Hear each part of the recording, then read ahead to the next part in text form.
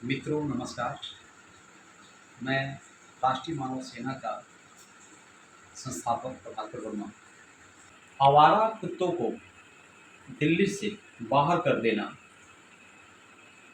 ये बहुत ही काफ़ी संवेदनशील और तार्किक मैटर है। ऐसा लगता है कि बिना किसी सोच समझदारी का ये निर्णय लिया गया है। ये बहुत बड़ा फैसला जो सुप्रीम कोर्ट के द्वारा लिया गया है, इस पे गहन विचार करने का विषय है। मित्रों, मैंने कुछ पॉइंट नोट किया है। आप मेरी वीडियो को अंत तक जरूर सुनें और देखें इसको, फिर समझें, फिर अपना विचार कर सकते हैं। फर्स्ट तो ये है कि क्या सरकार के पास इतना जगह ज़मीन है जो कि 3 से 4 लाख आवारे कुत्ते को शेल्टर कर सके कहीं। ऐसा देखा गया है, माना गया है कि 20 कुत्तों के लिए कम से कम 1 एकड़ ज़मीन चाहिए।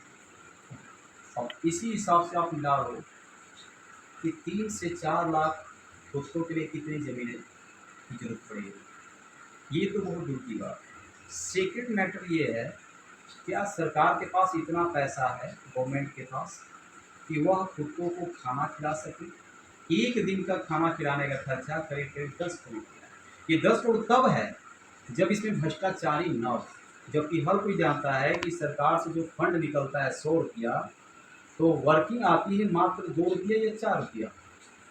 यानी कि 10 करोड़ का एक दिन का खर्चा नहीं, सरकार को इसके लिए फंडिंग कम से कम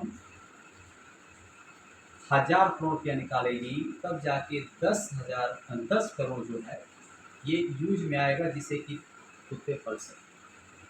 इसमें कुछ कमी और बेसी हुई तो पता चला सारे के सारे कुत्ते, सभी कुत्ते एक साथ मुश्किल से 20 साल होते होते सब एक्सपायर कर जाएंगे। 20 साल भी नहीं गुजरेगा, मुश्किल से 10 साल में सारे कुत्ते निस्तारीभूत हो जाएंगे पूरी इंडिया से।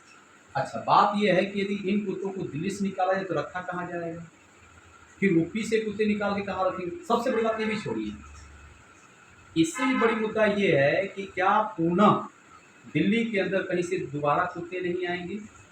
फिर जो कुत्ते दोबारा आएंगे, जो बाहर के राज्यों से आएंगे, या तो फिर जिसने कुत्ते पाल रखा है फिर वो कुत्तों को रिलीज करेगा, क्योंकि ऐसे बहुत सारे कुत्ते होते हैं जो पले हुए होते हैं और किसी ना किसी कारणवश उसके मालिक उनको बाहर कर देता है।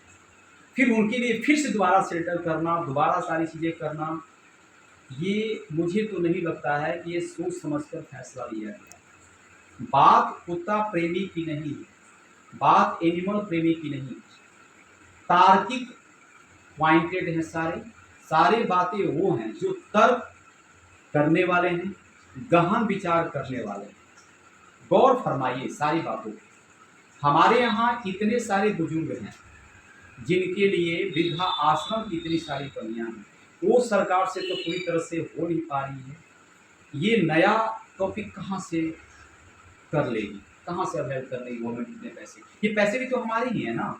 अच्छा, ये कुत्ते जो पल रहे हैं वो भी, इसमें सरकार का कोई पैसा नहीं लग रहा है।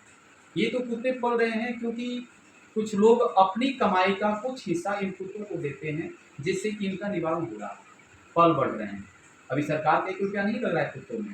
तो ये नया खर्चा सरकार को अवहेल करना, नई एक सिस्टम बनाना, ये कहाँ तक जायज़ है। क्या हमारे पैसे इसी तरह से वेस्ट होते रहे हैं, ये ज़रूरी है। बहुत गहन की बात है, विचार